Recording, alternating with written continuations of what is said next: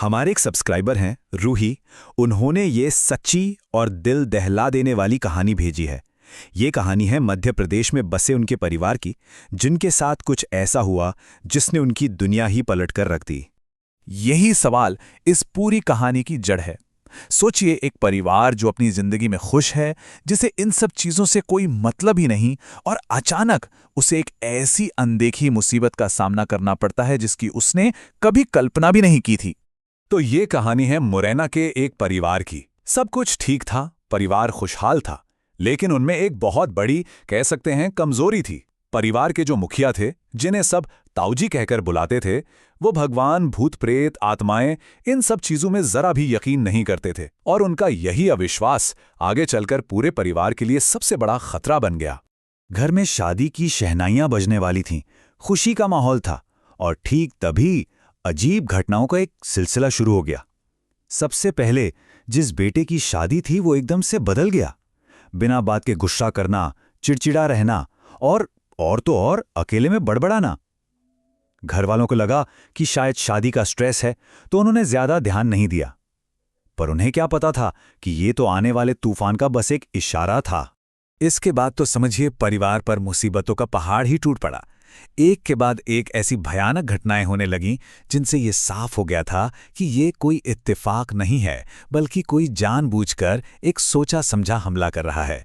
यहां देखिए कि मुसीबतें कैसे एक एक करके आईं।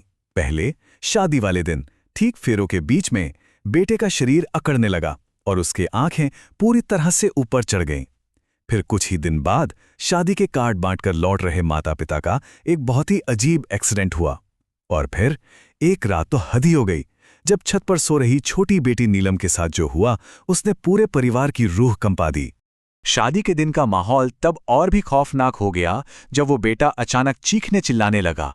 उसकी चीखें ऐसी थीं जैसे वो किसी ऐसी चीज को देख रहा हो जो और किसी को नजर नहीं आ रही। वो बस चिल्ला रहा था, बचाओ मुझे। तभी एक बुजुर्ग रिश्तेदार ने यह पहचान लिया कि ये कोई मामूली बात नहीं, ये ऊपरी हवा का चक्कर है। लेकिन ताऊजी अपने अविश्वास पर अड़े रहे। उन्हें लगा कि उनका बेटा शादी तोड़ने के लिए बस ड्रामा कर रहा है। उनकी इसी जिद की वजह से सही मदद मिलने में बहुत देर हो गई। परिवार ये समझ ही नहीं पा रहा था कि उनके साथ कुछ अलौकिक, कुछ बहुत ही भयानक हो रहा है। जब पानी सिर से ऊपर चला गया, जब एक के बाद एक हादसों ने परिवार को तोड़कर रख दिया, तब जाकर उन्होंने जवाब ढूंढना शुरू किया। वो लोग पहुंचे आध्यात्मिक जानकारों के पास, और वहां जो सच सामने आया वो किसी के भी होश उड़ाने के लिए काफी था। तो सबसे पहले ये लोग एक मौलवी के पास गए। मौलवी साहब ने देखते ही बता दिया कि ये तो काले जादू का असर है, और ये किसी और ने नहीं बल्कि एक करीबी रिश्तेदार ने ही जमीन के झगड़े की वजह से करवाया है। उस रिश्तेदार ने लड़के की फोटो का इस्तेमाल किया था। परिवार को लगा कि चलो अब तो दुश्मन का पता चल गया, लेकिन उन्हें अंदाजा भी नहीं था कि ये तो सिर्फ कहानी की एक परत है। मौलवी के दिए हुए तावीज ने कुछ वक्त तो काम किया, पर ज्यादा दिन नहीं। माता पिता के एक्सीडेंट और फिर बेटी नीलम की बिगड़ती हालत ने यह साफ कर दिया कि मामला सिर्फ काले जादू का नहीं है, जड़ें कहीं और बहुत ज्यादा गहरी थीं। तब वो नीलम को लेकर एक पहुंचे हुए बाबा के पास गए। और यहीं पर कहानी का सबसे बड़ा, सबसे चौंकाने वाला मोड़ आता है। उस बाबा ने जो खुलासा किया, उसने परिवार के इस दुस्वप्न के पीछे की असली सच्चाई को सामने ला दिया। एक ऐसी सच्चाई जो काले जादू से भी कहीं ज्यादा खतरनाक थी। तो आखिर वो असली वजह क्या थी जिसने एक हंसते खेलते परिवार की जिंदगी को नर्क बना दिया था? वजह एक नहीं थी, बल्कि दो थीं, और दोनों ही एक दूसरे से बुरी तरह जुड़ी हुई थीं। तो समझिए, प्रॉब्लम दो तरफ से थी। पहली, उनकी जमीन के नीचे बरसों से गड़ा धन, यानी एक शापित खजाना दबा हुआ था, जिसकी रक्षा करने वाली कोई शक्ति अब परिवार से बलि मांग रही थी। और दूसरी, और शायद सबसे बड़ी वजह, टूटी हुई ढाल। मतलब परिवार के जो पितृ यानी पूर्वज होते हैं, जो परिवार की रक्षा करते हैं, उनके स्थान को ताऊजी ने अपने अविश्वास में आकर घर से हटा दिया था। तो परिवार के ऊपर जो एक आध्यात्मिक सुरक्षा कवच था, वो टूट चुका था। तो अब देखिए पूरी तस्वीर कैसे साफ होती है। रिश्तेदार के काले जादू ने तो बस एक चिंगारी का काम किया। असली बारूद तो जमीन के नीचे दबा हुआ वो शापित खजाना था, जो बस भड़कने का मौका ढूंढ रहा था। और क्योंकि पितरों का सुरक्षा कवच ताऊजी पहले ही तोड़ चुके थे, ये परिवार उस हमले के सामने बिल्कुल खुला, बिल्कुल बेसहारा खड़ा था। लेकिन ये कहानी यहीं खत्म नहीं हुई।